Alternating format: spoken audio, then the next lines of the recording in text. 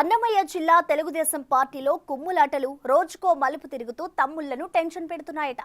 ఏకంగా ఇన్ఛార్జ్ మంత్రి సమక్షంలో గొడవలు, పార్టీ నియోజకవర్గ ఇన్ఛార్జ్ను మార్చాలన్న సిగపట్లతో ఆయా సెగ్మెంట్లలో వర్గ రాజకీయం ఎవరికీ అంతుపట్టకుండా తయారైందట. ఆ క్రమంలో అసలు పార్టీలో ఎవరున్నారో తెలియని స్థితి నెలకొందని క్యాడర్ దిక్కులు చూడాల్సి వస్తుందట. కీలక నియోజకవర్గాలలో నాయకులు తమను పట్టించుకోవడం లేదని కార్యకర్తలు వాపోతుండటంతో రాజంపేట పార్లమెంట్ సెగ్మెంట్ పరిధిలో పార్టీ పరిస్థితి నానాటికి తీసికట్టుగా మారిందనే ప్రచారం జరుగుతోంది. అసలు అన్నమయ్య జిల్లా టీడీపీలో ఏం జరుగుతుంది? ప్రతి అసెంబ్లీ నియోజకవర్గంలో ఈ పరిస్థితి ఎందుకు తలెత్తుతోంది?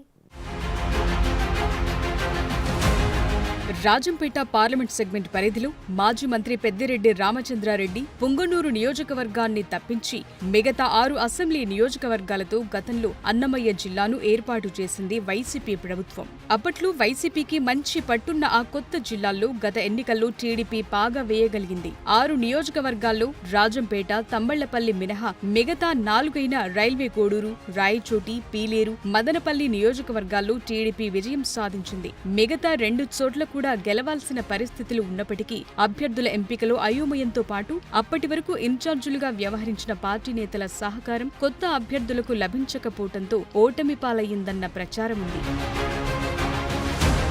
అయితే ఒక్క పీలేరులో తప్ప మిగతా అన్ని చోట్ల టీడీపీ గ్రూపులతో కొట్టుమిట్టాడుతోంది. పీలేరులో ఏక వ్యక్తి నాయకత్వం అవ్వటం, అక్కడి ఎమ్మెల్యే మాజీ ముఖ్యమంత్రి నల్లారి కిరణ్ కుమార్ రెడ్డి తమ్ముడు నల్లారి కిషోర్ కుమార్ రెడ్డి గ్రూపులను ఎంటర్టైన్ చేయకపోవడంతో పాటు ఆయన క్యాడర్తో నేరుగా సత్సంబంధాలు కలిగి ఉండడంతో అక్కడ గ్రూపుల గోల కనిపించడం లేదట.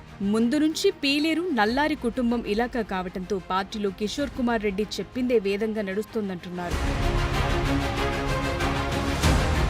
జిల్లాలో అత్యంత వివాదాస్పదంగా మారిన నియోజకవర్గం తంబళ్లపల్లి. అక్కడ గత ఎన్నికల్లో పోటీ చేసి పెద్దిరెడ్డి ద్వారకానాథరెడ్డి చేతిలో పరాజయం పాలైన టీడీపీ అభ్యర్థి జయచంద్రారెడ్డిని మరో వర్గం తీవ్ర స్థాయిలో వ్యతిరేకించింది. ఎన్నికలు ముగిసి 10 నెలలు అయినప్పటికీ ప్రతిరోజు ఎక్కడో ఏదో ఒక చోట తెలుగు తమ్ముళ్ల మధ్య వివాదాలు కొనసాగుతూనే ఉన్నాయి. తంబళ్లపల్లి టీడీపీ ఇన్ఛార్జిగా జయచంద్రారెడ్డిని తప్పించాలని మాజీ ఎమ్మెల్యే శంకర్ యాదవ్ వర్గం గట్టిగా పోరాటం చేస్తోంది.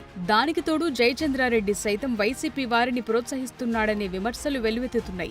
2014 ఎన్నికల్లో పడమటి మండలాల్లో మొత్తం అన్ని చోట్ల ఓటమి పాలైతే తంబళ్లపల్లిలో మాత్రం టీడీపీ పార్టీ విజయం సాధించగలిగింది. శంకర్ యాదవ్ టీడీపీ నుంచి గెలిచారు. అయితే తాజాగా జరిగిన 2024 ఎన్నికల్లో జయచంద్రారెడ్డి కోవట్టు రాజకీయం చేశారని, అందుకే అక్కడ ఓటమి పాలయ్యామని అతని వ్యతిరేక వర్గం ఆరోపిస్తోంది. తరువాత జయచంద్రారెడ్డి అంగళ్లలో చంద్రబాబుపై రాళ్లదాడి చేసిన వారిని సైతం పార్టీలో చేర్చుకున్నారని అంటున్నారు. తాజాగా హార్స్లీ హిల్స్ ఇన్ఛార్జ్ మంత్రి బీసీ జనార్దన్ రెడ్డి రివ్యూ చేయాలని ప్రయత్నించగా ఆయన ఎదురుగా 2 వర్గాలు పరస్పర దాడులకు పాల్పడ్డాయి. తీవ్ర స్థాయిలో బూతులు తిట్టుకుంటూ కలబడ్డారు. దాంతో బీసీ జనార్దన్ రెడ్డితో పాటు పార్టీ సమన్వయకర్త దీపక్ రెడ్డి, పార్టీ అబ్జర్వర్ అయిన గురువారెడ్డి అక్కడి నుంచి వెళ్లిపోవాల్సిన పరిస్థితి ఏర్పడింది.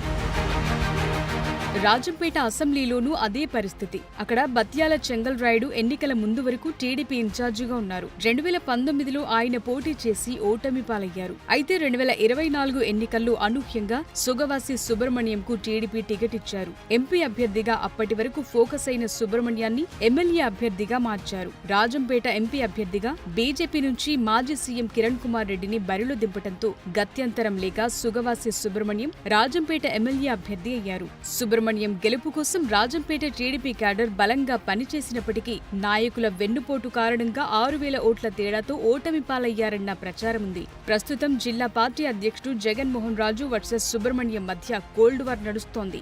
సుబ్రహ్మణ్యాన్ని ఇన్ఛార్జి పదవి నుంచి తప్పించి రాజుకివ్వాలని కొందరు, మరికొందరు మేడ మల్లికార్జున రెడ్డిని పార్టీలోకి తీసుకుని రావాలని ప్రయత్నాలు చేస్తున్నారు. రాయచోటిలో సైతం మంత్రి రాంప్రసాద్ రెడ్డి తమను పట్టించుకోకుండా వైసీపీ వారికి ప్రాధాన్యత ఇస్తున్నారని టీడీపీ క్యాడర్ బహిరంగంగా ఆరోపణలు గుప్పిస్తోంది. మదనపల్లి నియోజకవర్గం టీడీపీలో సైతం 3 గ్రూపులు 6 తగాదాలు అన్నట్లు తయారయ్యింది పరిస్థితి. ఎమ్మెల్యే షాజహాన్దో వర్గం, మాజీ ఎమ్మెల్యే రమేష్దో వర్గం, ఇక మూడోది తెలుగు యువత రాష్ట్ర అధ్యక్షుడు శ్రీరామ్ చిన్నబాబు వర్గం. ఆ క్రమంలో మదనపల్లి టీడీపీలో 3 ముక్కలాట నడుస్తూ అన్ని వర్గాలు నిత్యం సిగపట్లకు దిగుతున్నాయి. రైల్వే కోడూరు నియోజకవర్గంలో కూడా తాజాగా జరిగిన రివ్యూ సమావేశం గందరగోళంగా మారిపోయింది. కోడూరు ఎమ్మెల్యే అరవ శ్రీధర్ జనసేన నుంచి గెలిచారు. ఆయన టీడీపీ ఇన్ఛార్జి అయిన రూపానందరెడ్డి వర్గీయుడు అన్న ముద్ర ఉంది. ఇంతకు ముందు రైల్వే కోడూరు ఇన్ఛార్జిగా ఉన్న విశ్వనాథ్ నాయుడుతో వారికి పొసగటం లేదట. నేను చెప్పిందే జరగాలని రూపానందరెడ్డి భావిస్తున్నాడని టీడీపీ క్యాడర్ అంటోంది. వైసీపీ నుంచి వచ్చిన రూపానందరెడ్డి వారికి పెద్దపీట వేస్తున్నాడని అంటున్నారు. ఎమ్మెల్యే శ్రీధర్ సైతం రూపానందరెడ్డి వర్గం కావటంతో ఇక్కడ పెత్తనమంతా ఆయనదే అంటున్నారు. అందుకే అక్కడ టీడీపీకి సంబంధించి సమన్వయ కమిటీ వేయాలని క్యాడర్ డిమాండ్ చేస్తోంది. మొత్తం మీద అక్కడ నేతల ఆధిపత్యం పోరుతూ పార్టీ ఆవిర్భావం నుంచి ఉన్న క్యాడర్ అయోమయంలో పడుతోంది.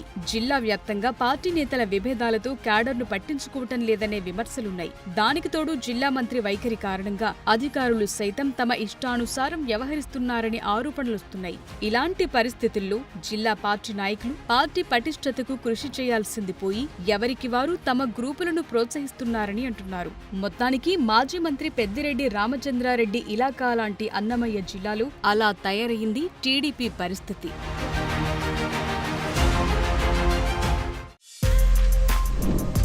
For more videos like this, subscribe Big TV channel.